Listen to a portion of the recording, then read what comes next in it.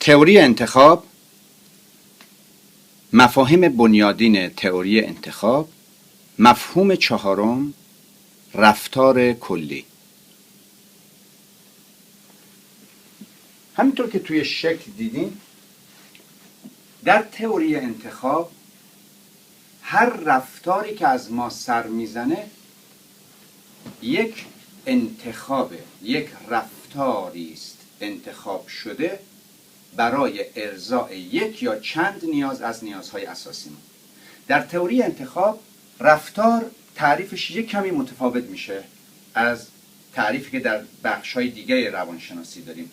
بر اساس تئوری انتخاب هر رفتاری که از انسان سر زده میشه یک رفتار کلی است. کلی به معنی اینه که از جزئیاتی تشکیل شده است. هر رفتار در تئوری انتخاب از 4 بخش تشکیل شده. این رفتار من که در اینجا ایستادم 4 بخش با هم کار میکنن. رفتار شما که الان دارین ویدیو رو نگاه میکنید 4 بخش با هم کار میکنن. به اون کارکرد همزمان 4 بخش با هم ما بهش میگیم رفتار. یکی از بخش‌های مختلف رفتار در تئوری انتخاب فکره، یه بخش دیگه عمل، یک بخش فیزیولوژی و یک بخش احساسه. در تئوری انتخاب اضطراب یک رفتاره، یعنی 4 مؤلفه داره.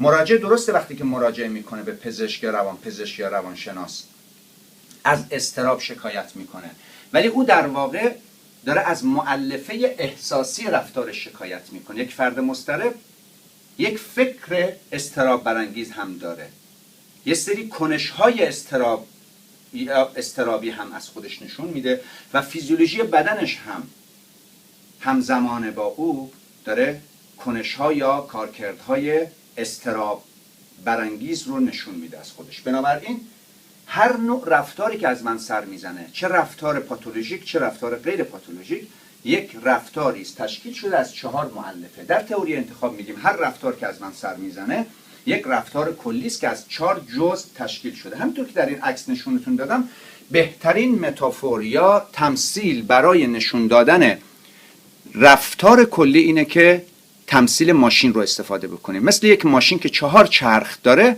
هر رفتاری که از من و شما سر میزنه هم 4 تا چرخ داره. 2 تا چرخ جلو و 2 تا چرخ عقب. 2 تا چرخ جلوی رفتار ما عبارتند از چرخ فکر و چرخ عمل یا کنش و 2 تا چرخ‌های عقب چرخ احساس و فیزیولوژی. مانند ماشین هایی که در بیرون قرار دارند، ماشین رفتار ما هم یعنی رفتار کلی ما هم 4 چرخش با همون قانون کار میکنه. یعنی راننده روی چرخهای جلوی ماشین تسلط داره و میتونه مستقیما چرخهای جلوی ماشینش رو، یعنی فکر و عمل خودش رو میتونه تغییر بده و با تغییر دادن مستقیم چرخهای جلوی ماشین رفتارش، یعنی تغییر دادن فکرش و تغییر دادن عملش، میتونه احساس و فیزیولوژی خودش رو تغییر بده. بنابراین یک فرد مضطرب رو اگر بهش بگیم 10% لطفاً کمتر مضطرب باش، مستقیما نمیتونه این کار رو بکنه. یا به یک آدمی که افسرده است اگر بگیم لطفاً 5% بیشتر خوشحال باش، نمیتونه این کار رو بکنه. ولی اگر بهش بگیم 5% به فعالیت‌های خوشایند خودت اضافه بکن، یعنی عمل خوشایند انجام بده، خود به خود چرخ‌های عقب هم به تبع چرخ‌های جلو 5% تغییر خواهند کرد. یا اگر 5% از افکار اتوماتیک منفی خودش دست برداره و اینها رو با چالش روبرو بکنه و افکار سازنده و سالمتری رو جایگزین افکار منفی خودش بکنه، 5% فیزیولوژی و احساسش تغییر خواهد کرد. به طور کلی در تئوری انتخاب رفتار انسان یک رفتار کلی است، از 4 مؤلفه فکر، عمل، احساس و فیزیولوژی تشکیل میشه. 2 تا چرخ جلوی ماشین رفتار ما چرخ فکر و چرخ عمل و چرخهای عقب چرخ احساس و فیزیولوژی است. هر فردی به طور مستقیم میتواند فکر و احساس و عمل خودش رو تغییر بده و چنانچه این 2 تا رو تغییر بده، احساس و فیزیولوژی نیست به تبع اونها تغییر میکنه. بنابراین وقتی که در تئوری انتخاب ما میگیم همه آنچه که از من سر میزنه یک رفتاری است که من انتخاب کرده ام، در مورد خشمم همینطوره، در مورد اضطرابم همینطوره، در مورد افسردگی هم همینطوره.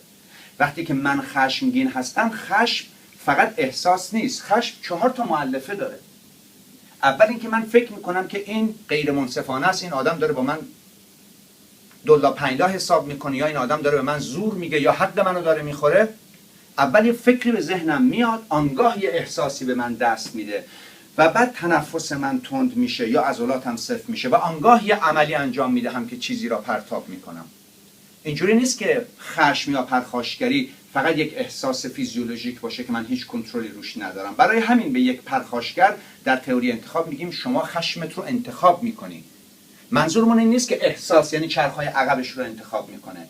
او چرخهای جلو رو انتخاب کرده. شیوه فکر کردن و نگریستنش به اون موقعیت انتخاب 100% اوست و عملی که در اونجا انجام میدهد. اگر کسی به من ظلم میکنه یا به من توهین میکنه، من میتونم فکر بکنم که آیا باید جواب این فرد رو بدم یا باید موقعیت رو ترک بکنم. میتونم عمل خودم رو انتخاب بکنم و با انتخاب عمل متفاوت و فکر متفاوت احساس و فیزیولوژی متفاوتی خواهم داشت. برای همین در تئوری انتخاب میگیم هر چی که از من سر میزنه یک رفتار کلی است.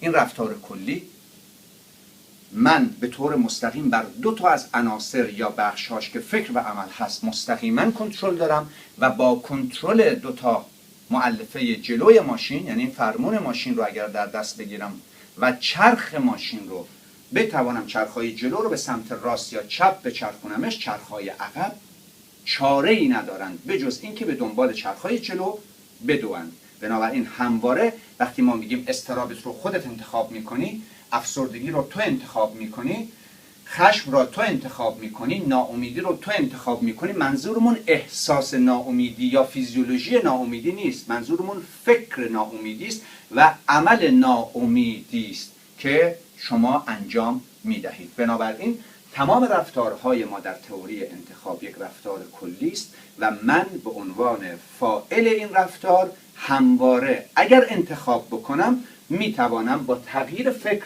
و با تغییر عمل خودم احساس و فیزیولوژی خودم رو تغییر بدم.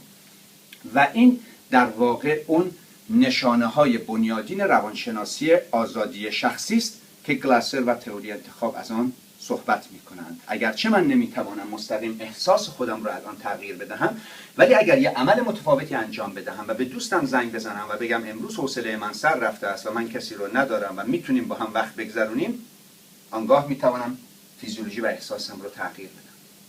و اگر فکرم رو عوض بکنم، به جای اینکه بگم من آدم بدبخته ورشکسته بیچاره یا من هیچ کس به فکر من نیست، بگم من چه میخواهم و چه کار میتوانم بکنم که زندگی خودم رو بهبود ببخشم اگرچه دیگران به فکر من نیستن. بنابراین رفتار کلی رفتاری است که با اینکه از درون من به وجود میاد ولی من بر 2 مؤلفه آن همواره تسلط دارم اگر انتخاب بکنم که تسلط خودم رو بر روی آنها اعمال